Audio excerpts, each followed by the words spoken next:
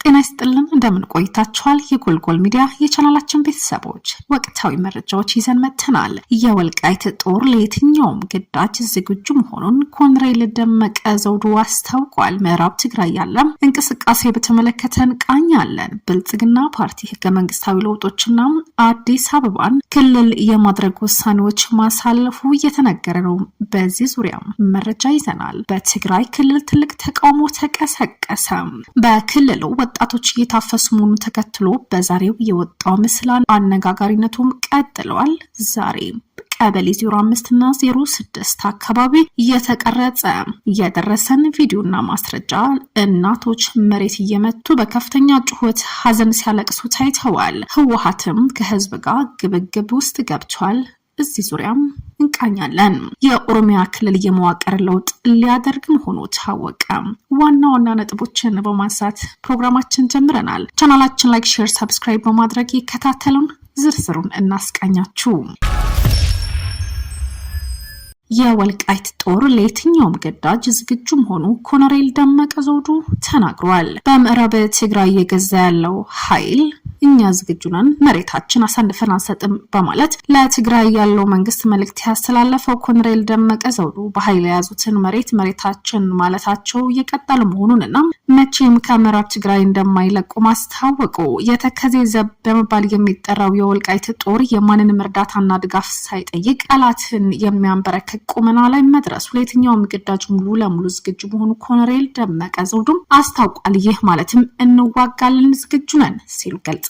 ኮሎኔሉ በሰጡት መግለጫ እኛ የማንንም መብት የመንካት ፍላጎት የለንም፣ ነገር ግን በኃይል መጥተው ህገ መንግስቱን ለመሸርሸርና የአማራን ህዝብ ዳግም ለመጨፍጨፍ የሚሞክሩ አካላት በፍጹም አንታገስም፣ ተከላክለን አጥቅተን ወደ መጡበት እንመልሳቸዋለን ሲሉ ተናግረዋል። እነማን ናቸው የሚል ባያብራራም በተጨማሪ የአማራ ፖለቲከኞች በትንሽ ጥቅም የማታለል ጊዜ ማብቃቱን ያነሱት ኮሎኔል ደመቀ የቆሙት ለአማራ የኢትዮጵያን ህዝብን በመሆኑ ያብራሩ ሲሆን አንዱ የበላይ ሌላኛው የበታች የሚሆንበት ዘመን አብቅቷል። አሁን ሁሉም በህገ መንግስቱ መሰረት ተከባብሮ ተፈቃቅሮ የሚኖርበት ጊዜ ነው ሲሉ የተደመጡ ናቸው። በመጨረሻ ይህንን የእኩልነት ህገ መንግስትና የአብሮ የመኖር መርህ አንቀበልም ብለው ለሚነሱ ኃይሎች ግን በወልቃይት አካባቢ ነው ያለነውና ኑ ሞክሩ ሲሉ ጠንካራ የማስጠንቀቂያ መልእክት አስተላለፉ። ብልጽግና ፓርቲ ህገ መንግስታዊ ለውጦችና አዲስ አበባን ክልል የማድረግ ውሳኔዎች ማሳለፉ እየተነገረ ነው። ገዢው ፓርቲ ብልጽግና ከሰሞኑ በአዳማ ከተማ ባካሄደው የማዕከላዊ ኮሚቴ ስብሰባ ላይ የሀገሪቱን ፖለቲካ መዋቅር የሚቀይሩ ታላላቅ ውሳኔዎችን ማሳለፉን የሚገልጹ መረጃዎች እየወጡ ናቸው። ፓርቲው ስብሰባ ስለማድረጉ በይፋዊ ገጾቹ ላይ እስካሁን ያረጋገጠው ነገር ባይኖርም ከፍተኛ አመራሮች በኦሮሚያ ክልል አዳማን ከተማ ተሰባስበው እንደነበር ታውቋል። ከስብሰባው ወጡ እየተባሉ አንዳንድ ያልተረጋገጡ መረጃዎች እንደሚያመለክቱት ፓርቲው የሀገሪቱን ነባር ህገ መንግስት ሙሉ በሙሉ ለመቀየር የሚያስችሉ ውይይቶች አድርጎ መስማማት ላይ መድረሱን የታወቀው። ከዚህ ህገ መንግስት ማሻሻያ ጋር ተያይዞ እስካሁን በከተማ አስተዳደር ደረጃ ሲመሩ የቆዩት የአዲስ አበባና ድሬዳዋን ወደ ራሳቸው የቻሉ ራሱን የቻለ ክልልነት እንዲያደርጉ መወሰኑ እየተሰማ ነው። ይህ ውሳኔ እውን ከሆነ በሀገሪቱ የፌዴራሊዝም አወቃቀር ላይ ከፍተኛ ለውጥ የሚያመጣ ሲሆን በተለይ የአዲስ አበባ የክልልነት ጥያቄና የይገባኛል ክርክሮች አዲስ ምዕራፍ ላይ እንዲደርሱ ያደርጋል ተብሎ ይገመታል። ከከተሞች አደረጃጀት በተጨማሪ ፓርቲው በሀገሪቱ የፖለቲካ ስርዓት ላይ መሰረታዊ ለውጥ ለማድረግ ማቀዱም ተሰምቷል። ከዚህ መሰረት ኢትዮጵያ እስካሁን የምትከተለው የፓርላሜንታዊ ስርዓት በመተው ወደ ፕሬዝዳንታዊ ስልጣን ስርዓት ለመሸጋገር ስምምነት ላይ መድረሱ ተጠቁሟል። ይህ ስርዓት ተግባራዊ ከሆነ በሀገሪቱ የፖለቲካ አስተዳደርና በስልጣን ክፍፍል ላይ ትልቅ ማርሽ ቀያር እርምጃ እንደሚሆን ይጠበቃል። ከዚህ ጋር ተያይዞ ለረጅም ዓመታት ተከራካሪ ሆኖ የቆየው የመንግስት የመሬት ፖሊሲ ለመለወጥና አዳዲስ አቅጣጫዎች ለማስቀመጥ መወሰኑ አብሮ እየተነገረ ነው። እነዚህ አቅጣጫዎች የሚመጡት መረጃዎች በተመለከተ ከብልጽግና ፓርቲ ሆነ ከሚመለከታቸው የመንግስት አካላት በይፋ እየተረጋገጠ መግለጫ የለም።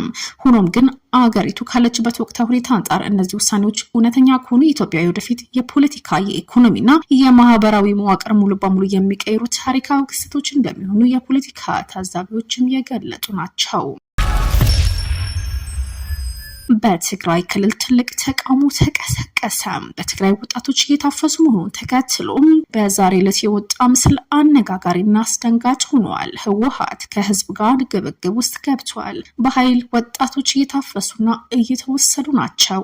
ህዝብ ከመንግስት ጋር ትልቅ ቅሬታና ተቃውሞ እያሰማ ነው። ከቀናቶች በፊት በግድ እየወሰድነው አካል የለም የሚል መግለጫ የሰጠው ህወሓት የሰጠው መግለጫ የውሸት መሆኑ እየወጡ ባለው ምስሎችና መረጃዎች ማረጋገጥ ተችሏል። በትግራይ ክልል ወጣቶች ላይ እየተፈጸመ ስላለው አፈሳ በርካታ በከፍተኛ ስጋት ጥቆማዎች እያጋሩ ናቸው። ከትምህርት ቤት እየተመላለሱ ለነበሩ ወጣቶች እየተወሰዱ ናቸው። ዛሬ በመቀሌ ቀበሌ 05 እና 06 ከትምህርት ቤት አካባቢ በተቀረጸ በደረሰን ቪዲዮ ማስረጃ እናቶች መሬት እየመቱ በከፍተኛ ጩኸት ሀዘን ሲያለቅሱም ታይተዋል። የትግራይ ወጣቶች እንደማንኛውም ክልል ያሉ ወጣቶች የመስራት የመለወጥ የማደግ ትልቅ ሀሳብ ህልም ያላቸው በመሆኑ ይህ የወደፊት ተስፋቸው ሊቀጭ የሚችል ተገዶ የሚደረግ ነገር ዘላቂ እንዳልሆነም እየተነገረ ነው። ስለሆነም የሚመለከተው የክልሉ አካልም የሆነ የፌዴራል መንግስቱ ይህንን ነገር በአስቸኳይ እንዲያቆም ጥያቄም እያቀረበ ነው።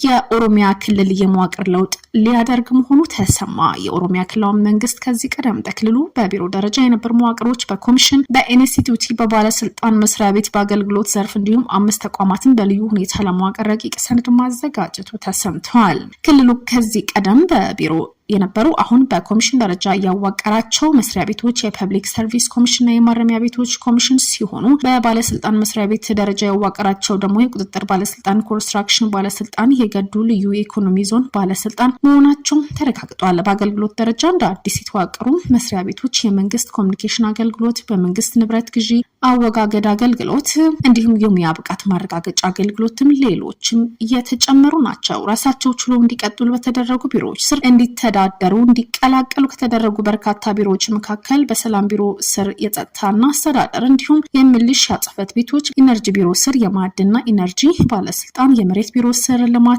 ተነሺዎች ኤጀንሲ፣ በኢንዱስትሪ ቢሮ የልማት ተቋማት ስር የህብረት ስራ ማህበራት የልማት ተቋማት፣ በፐብሊክ ሰርቪስ ኮሚሽን ስር የፐብሊክ ሰርቪስ ቢሮና የስነ ምግባር ጸረ ሙስና ኮሚሽን እንዲተዳደሩ በረቂቁ ሰነድ ላይ ሰፍሯል። ለዛሬው የያዝናቸው ወቅታዊ መረጃዎች ይህንን ይመስሉ ነበር። ቻናላችን ላይክ፣ ሼር፣ ሰብስክራይብ በማድረግ ወቅታዊ እንዲሁም ሰሙናዊ ትንታኔዎችን ይከታተሉ።